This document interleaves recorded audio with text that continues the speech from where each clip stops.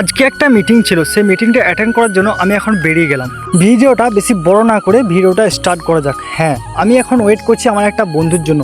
হ্যাঁ, এই যে দেখতে পাচ্ছ সামনে গাড়ি নিয়ে আসছে, এই বন্ধুটার জন্য আমি অপেক্ষা করেছিলাম।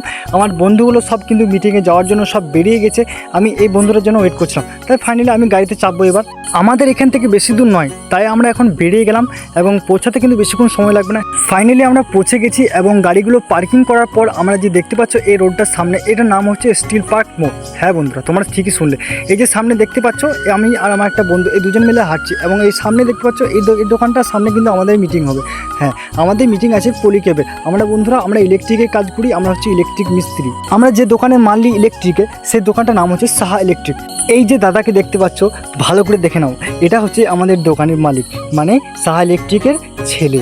তার নাম হচ্ছে সম্রাট সাহা। এই দোকানটায় আমাদের একটা ছোট্ট একটা মিটিং আছে। এটা হচ্ছে ডুয়েট দোকান।